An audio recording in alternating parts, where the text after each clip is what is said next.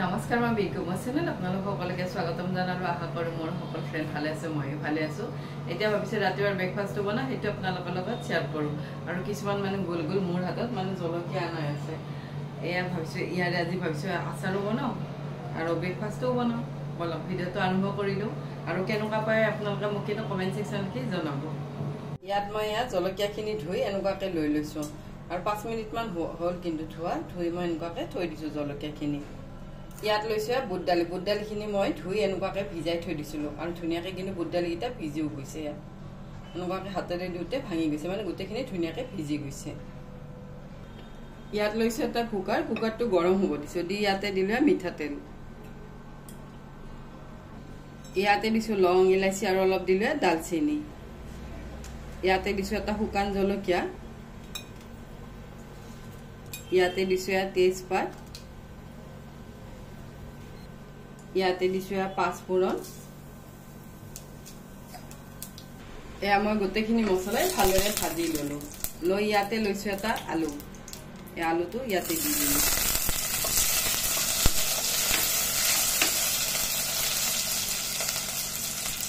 এয়া মই আলুটো অলপ ব্ৰাউন কৰি এনেকুৱাকে ভাজি লৈছো তেতিয়া আৰু আলুটো ভাঙি নাযায় ইয়াতে মই দিলো দালি এয়া মই কিন্তু 2 ঘণ্টা মান আগতে ভিজাই থৈ দিছিলো ধুই ধুনিয়াকে ভিজি যোৱাৰ পিছতে মই দিছো তেতিয়া জলদি হৈ যায় দালিখিনি আৰু আলু দি বনালে ভালো লাগে মাজে সময় এনেতো আমি খালি দালিয়ে বনাও আলু নিদিয়াকে কিন্তু এনেকুৱাকে বনালেও খুব সোৱাদ লাগে আৰু গোটেইখিনি ভালদৰে লৰাই দিছো এয়া মই দালিখিনি অলপ ভাজি ললো লৈ ইয়াতে দিলো নিমখ ইয়াতে দিছো হালধি পাউডাৰ নি গোটেইখিনি ভালদৰে লৰাই দিছো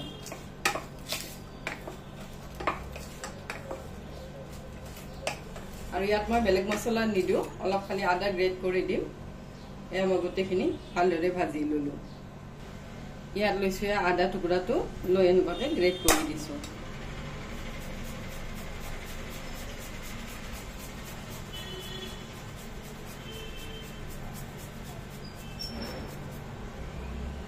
মই গোটেইখিনি এনেকুৱাকে মিহিকে ৰুকি দিছো আৰু এইখনত ৰুকি ললে ধুনীয়াকে কিন্তু মিহি হৈ যায় দি গোটেইখিনি আকৌ অলপ লৰাই দিলো আৰু দালিয়ে আলু ধুনীয়াকে ভাজি হৈ গলে গোটেইখিনি লাল লাল হৈ গৈছে ইয়াত দিছো পানী ইয়াত দিছো মই নাৰিকলখিনি দি আকৌ অলপ লৰাই দিলো ইয়াতে দিছো অলপমান চেনি ইয়াতে দিছো অলপমান ঘি গোটেইখিনি ভালদৰে লৰাই দিছো মই কুকাৰৰ ঢাকনখন লগাই দিছো লগাই ইয়াৰে 3টা বা 4টা হুইচেল দিলাম 3টাতে ধুনীয়াকে সিদ্ধ হৈ যাব কিন্তু দালিকেইটা মই আগতে ভিজাই থৈ দিছিলো ইয়াত লৈছো জলকীয়াকেইটা মই এনেকুৱাকে কাটি লম এটা জলকীয়া 4 টুকুৰাকে কৰি লৈছো এনেকুৱাকে কাটি লৈছো আৰু এইটো জলকীয়াৰ কিমান জ্বলা নাই মানে জ্বলাটো অলপ কম আছে এয়া মই গোটেইখিনি জলকীয়া এনেকুৱাকে কাটি লৈছো এটা বাইট কৰি কাটি ললো এয়া মই 3টা হুইচেল দি ললো এতিয়া প্ৰেছাৰ কুকাৰটো খুলি ললো আৰু এইখন দালি খুব সিম্পল খাই কিন্তু খুব ভাল লাগে এয়া দালিখন ধুনীয়াকে সিদ্ধ হৈ গৈছে মই 3টা হুইচেলতে ধুনীয়াকে সিদ্ধ হৈ গৈছে আৰু এনেকুৱাকে ভাঙা দালিয়ে হলে হৈ যায় আৰু দালিকেইটা এটা হৈ থাকিলেও ভাল লাগে আৰু ইয়াত দিছো 2টামান কেঁচা জলকীয়া এয়া ৰেডি হৈ গল দালি ইয়াত লৈছো এখন মই ফ্ৰাইং পেন এতিয়া ইয়াতে দিলো মিঠাতেল ইয়াতে আমাৰ তেল গৰম হৈ গল ইয়াতে দিছো কলা সৰিয়হ 1 চামুচ ইয়াত দিছো জিৰা 1 চামুচ ইয়াতে দিছো চফ 1 চামুচ ইয়াতে দিছো আজৱাইন 1 চামুচ এমা গোটেইখিনি মছলা ভালদৰে ভাজি লম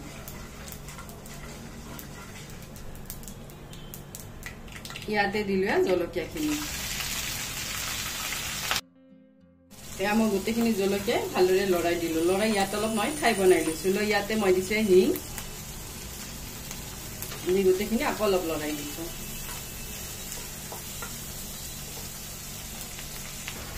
ইয়াতে দিছো নিমখ নিমখ কিন্তু অলপ মই বেছিকে দিছো কাৰণ কি মই যিকোনো আচাৰত অলপ নিমখ বেছিকে দিওঁ দি গোটেইখিনি আকৌ অলপ লৰাই দিলো আৰু এইবোৰ ফ্ৰিজত থৈ দিলে বহুত দিনলৈ ভালে থাকে এনে কিন্তু বাহিৰত থৈ দিলে নষ্ট হৈ যায় আৰু এইবোৰ ইনষ্টেণ্ট আচাৰ দি গোটেইখিনি ভালদৰে আকৌ অলপ লৰাই দিলো ইয়াতে দিছো অলপ হালধি পাউডাৰ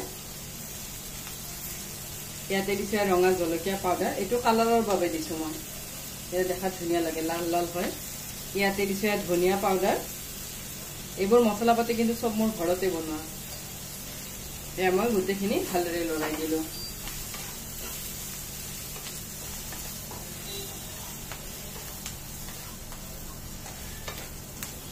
গোটেইখিনি ভালদৰে লৰাই দিলো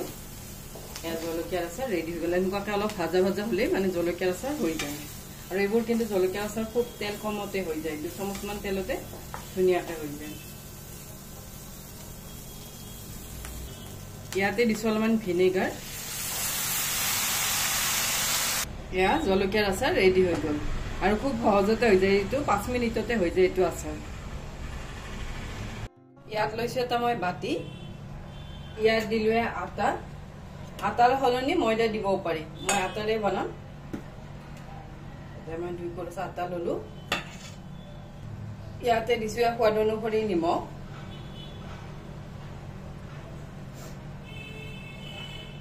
ইয়াতে দিছো হিং এয়া মই কিন্তু হিঙৰ কচুৰি বনাম ইয়াতে অলপমান হিং দি ললো এয়া মই আধা চামুচমান হিং দি ললো ইয়াতে দিছো ঘি ঘি দিলো 1 চামুচ এয়া মই গোটেইখিনি ভালদৰে মিক্স কৰি লম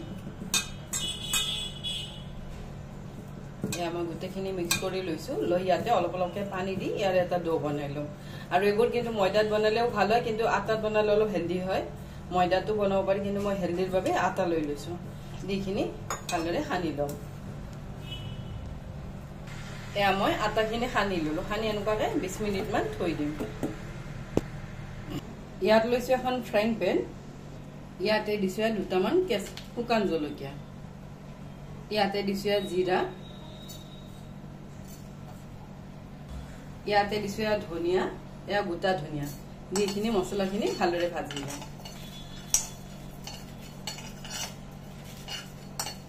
গোটেইখিনি ভালদৰে শুকান একনে ভাজি লৈছো এয়া মোৰ মছলাখিনি ভালদৰে ভাজা হৈ গ'ল মই এতিয়া এইখিনি পাউডাৰ কৰি লম এয়া মই গোটেইখিনি পাউডাৰ কৰি ললো এনেকুৱাকে ইয়াতে মই লৈছো চাটোৰ পাউডাৰ এয়া কিন্তু শুকান চানাটো মই এয়া পাউডাৰ কৰি লৈছো আৰু শুকান চানাৰ হলনি চাটি পাউডাৰো দিব পাৰি মোৰ হাতত শুকান চানা আছে সেইবাবে মই এনেকুৱাকে পাউডাৰ কৰি লৈছো এয়া মিক্সিত ঘূৰাই লৈছো আৰু এইবোৰ কিন্তু হেল্থৰ বাবে খুব ভাল ইয়াতে মই দিছো নিমখ ইয়াতে দিছো 1 চামুচ হিং ইয়াতে মই দিছো অলপমান চেনিটো দিলে বেলেন্সটো ঠিকে থাকে এইভাবে অলপ মই চেনি দিলো ইয়াতে মই আধা চামুচ চেনি দিলো ইয়াত দিলো 1 চামুচ ভাজা মছলা ইয়াতে মই 1 চামুচ আৰু আধা দিলো ইয়াতে দিছো ঘি বাকিখিনি ভাজা মানে মছলাখিনি যিকোনো ৰেচিপিত দিব পাৰি আৰু এইবোৰ নিৰামিষ তৰকাৰী দিব খুব ভাল হয় দি গোটেইখিনি মিক্স কৰি লৈছো মিক্স কৰি ললো ঘিৰ হলনি ইয়াত কিন্তু ৰিফাইন তেলো ব্যৱহাৰ কৰিব পাৰি ইয়াতে দিছো অলপমান পানী দি ইয়াৰ এটা ডো বনাই লম এনেকুৱাকৈ ডোটো বনাই ললে তেতিয়া পুৰি বনাটো সুবিধা হয় গোটেইখিনি এনেকুৱাকৈ মিক্স কৰি লম এয়া মই পুৰটো ৰেডি কৰি ললো পুৰটো ৰেডি কৰি ললো এনেকুৱাকৈ থৈ এতিয়া মই 5-10 মিনিটমান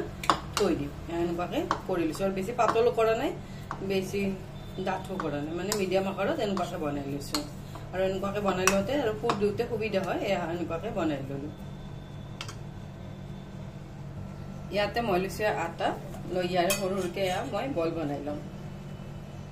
এনেকুৱাকৈ বাতি আকাৰত বনাই লম এনেকুৱাকৈ বনাই লৈছো লৈ ইয়াতে মই দিম এয়া ষ্টাফিং এনেকুৱাকৈ দি ললো দিতে মই এনেকুৱাকৈ ভৰাই দিছো এয়া মই এনেকুৱাকৈ বনাই ললো লাড়ুটো ইয়াত মই লৈছো এখন বেলনা আৰু ইয়াত অলপ মই তেল মচি লৈছো লৈ এইটো বলটো বেলি লম আৰু লাহে লাহে বেলি ললে তেতিয়া পুৰটো ওলাই নাযায় এনেকুৱাকৈ বনাই ল'লোঁ এইফালে মোৰ ইয়াত তেলো গৰম হৈ গ'ল ইয়াতে দিলোঁ পুৰিখন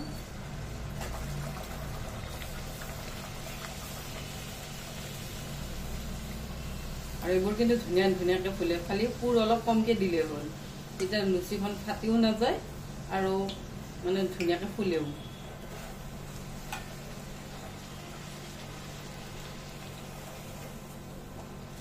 এয়া মোৰ এখন ভাজা হৈ গ'ল আৰু হিং পুৰি খাই কিন্তু খুব ভাল লাগে কেলকাতা হোটেলত হিং পুৰি খুব ভালদৰে চলে আৰু এইবোৰ ৰাতিপুৱা ব্ৰেকফাষ্টত খাই খুব ভাল লাগে এয়া এখন পুৰি ৰেডি হৈ গ'ল এয়া এখন পুৰিও ধুনীয়াকৈ ফুলি ফুলি উঠিছে আৰু কমকৈ পুৰ দিলে ধুনীয়াকৈ ফুলি উঠে গোটেইবোৰ লুচি এয়া মোৰ এইখনো হৈ গ'ল এনেকুৱাকৈ বনালে পুৰিবোৰ খুব ধুনীয়া ধুনীয়াকৈ ফুলে এয়া আৰু বহুত সময়লৈ কিন্তু ফুলা ফুলে হৈ থাকে এয়া হিং কচুৰি ৰেডি হৈ গ'ল আৰু এনেকুৱা খাই ৰাতিপুৱাৰ ব্ৰেকফাষ্টত মাজে সময়ে খুব ভাল লাগে ইয়াত লৈছোঁ এখন প্লেট ইয়াতে হোৱাইট প্লেটখন লৈছোঁ হোৱাইট প্লেটত সজাই দিলে কিন্তু দেখাত খুব ভাল লাগে এয়া হ'ল দালি ইয়াতে দিলোঁ হিং কচুৰি